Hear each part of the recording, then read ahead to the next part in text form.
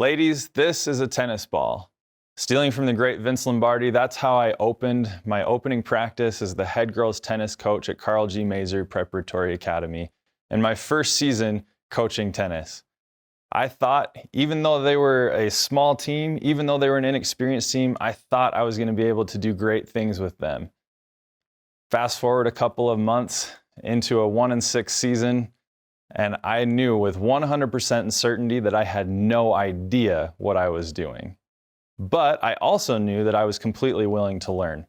And I knew that we could get better if I put in the time and put in the effort.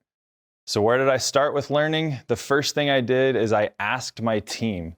I pulled each member aside at the end of that first season, and I asked for their honest feedback. I wanted to know what we were doing well, what we weren't doing well, how I could improve as a coach, and how I could make this a better experience for each of them going forward. We only had 7 girls on that team, so it was a little bit stressful the entire season as I constantly thought to myself, okay, nobody quit, nobody fail a class, nobody get injured because I need everyone here.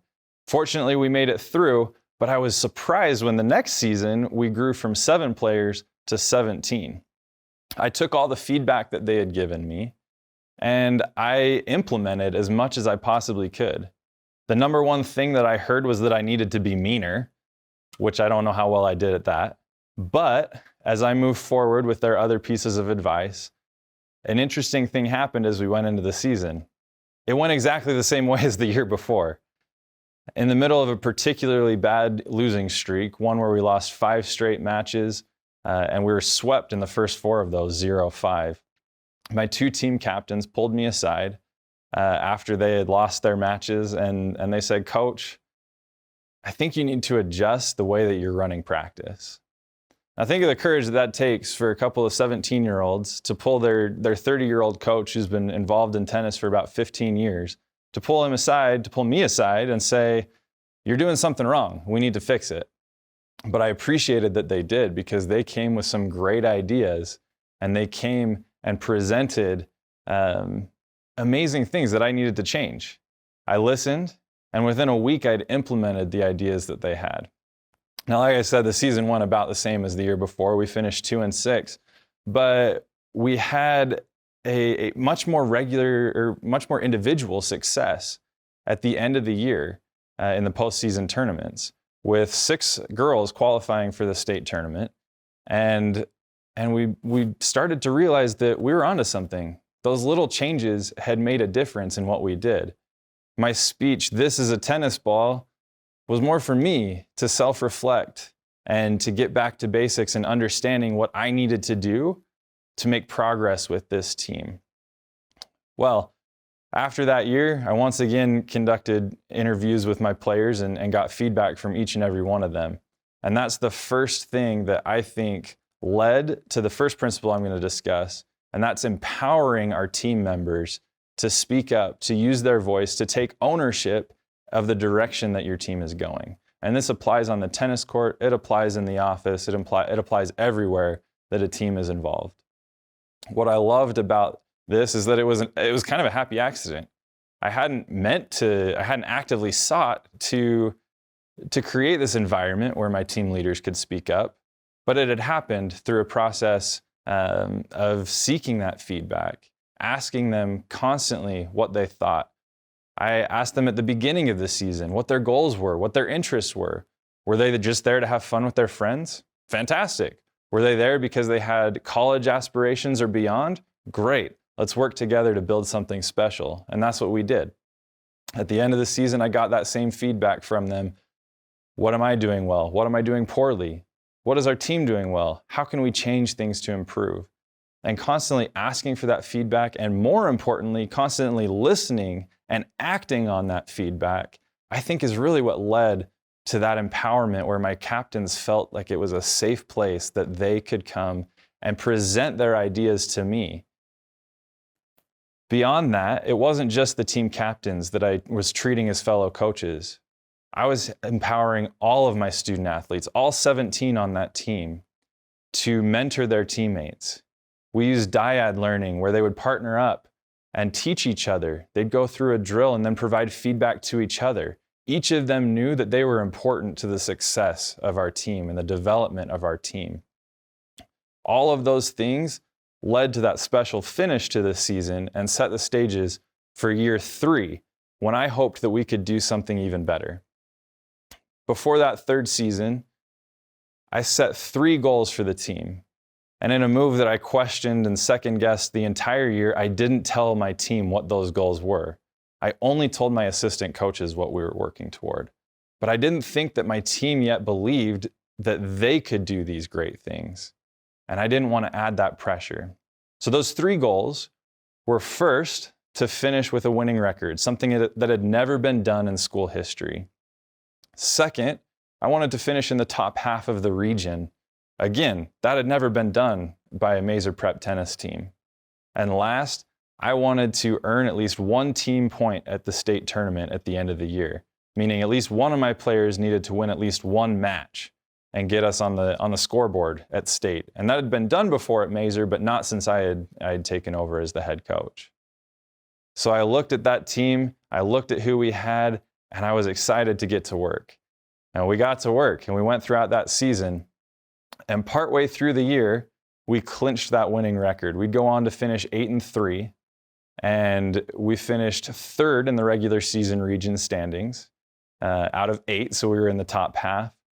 And then when my number 3 singles player won a match at the state tournament and reached the state quarterfinals, we got that precious state point to accomplish all 3 goals.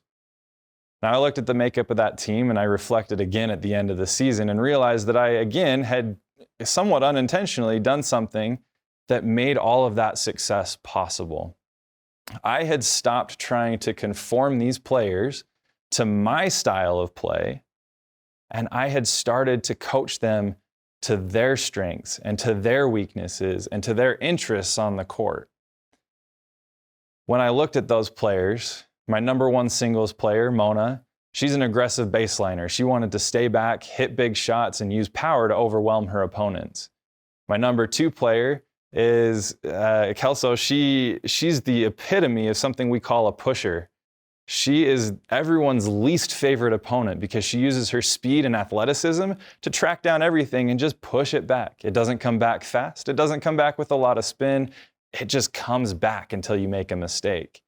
My number 3 player was a great all-court player. Mia was just as willing to move forward and attack the net as she was to use her variety at the baseline by adjusting height, speed, pace, or her court positioning to do whatever it took to beat an opponent. In doubles, my number 1 doubles team of Sydney and Maddie, they're great net players, but both of them preferred to play at the baseline. And so we used what I believe is a lesser tactic in doubles, and that's to have 1 player up and 1 player back. But they did it well, and they reached the state tournament themselves. My number 2 doubles team is a little bit more typical in terms of how they like to attack the net. They both love to move forward, but they like to use a lot of different formations to give their opponents crazy looks and different looks and run plays that'll surprise their opponents. So every single one of those players had a different approach to the game of tennis, but it worked. And at the end of the season, as I adapted to them, I realized that that was a key to the success of that year. As coaches, leaders, managers, it is our responsibility to adapt to our team members and not the other way around. When players feel or team members feel coerced into doing something that isn't a strength of theirs, you're going to find less success than if you set the parameters that they need to work within and then allow them to use their individual styles, individual strengths to accomplish team goals. So speaking of team goals, as we entered the 4th season, this past season, I realized that we had 0 graduating seniors from that year 3 team, and the team finally believed in themselves. They knew what they could accomplish. And so as I looked at them, it was time for them to set their own goals. And it was time for them to be the ones dictating what we were working toward as a team. So I called a team meeting, and at the very end of year 3, and I said, what are we trying to accomplish next year? What do you believe that you can do? And the 3 goals that they set were 1, to win a region championship. 2, to earn 5 team points at the state tournament. So that's going to be at least 5 matches won or people advancing multiple rounds. And then the third team goal that they set was to have somebody playing on Saturday, the last day of the season at the state tournament. So we got to work. We spent a whole year working toward these goals and working toward what we were going to accomplish. And as I got ready to prepare for that season, I wanted to challenge them constantly.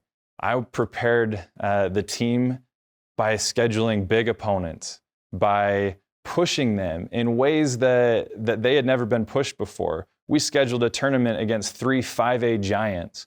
We went and challenged 5A schools, 4A powerhouses, and we beat many of them. All of this was set up to push them and challenge them and to bring about failure. I wanted them to experience failure and then celebrate that failure as part of the process for improvement and part of what they needed to do to grow. When we look at our teams in the workplace, it's the same thing. We need to challenge ourselves. We need to challenge the status quo. And when a team member fails, that's okay. If they were challenging, if they were trying something new, then we need to celebrate that failure because they pushed the boundaries and they experienced something that was difficult for them, and they tried and they grew because of it. So, how did our goals go that year? Well, we fell a little bit short. We finished second in the region. We only scored 3 team points at the state tournament, but we did have a player reach the state semifinals and play on Saturday, the last day of the year. Some might look at that season and say, well, look at your goals. That was a failure. But if we consider that a failure, I celebrate that because we tried, we put ourselves out there, we gave everything that we possibly could to see where those goals would take us. We're just getting started on that one. I may one day write a book on all of these principles and more, how I hired the right assistant coaches and how important they were, how we use data and analytics to govern how we play and even how we practice. But for now, I want you to remember these 3 things that we've talked about today. Embrace and celebrate failure. Challenge your teams so that they can experience not just constant success and constant wins, but put yourselves in a position where you might fall short every once in a while of the goal that you tried to set. Second, don't forget to adapt to your team members. You need to know your team members and know their strengths and know their weaknesses so well that you can then empower them to be themselves in the workplace, which is that final and, in my opinion, most important point. Those team members need to feel empowered to speak up. They need to be given the opportunity, not just in big group settings, but as individuals. They need to be pulled aside and asked for that honest feedback and given a chance to use their voice, no matter how quiet that voice is, so that your team can grow and progress because of each individual team member working together to create something special. So before I write that book, in the meantime, just remember that this is a tennis ball.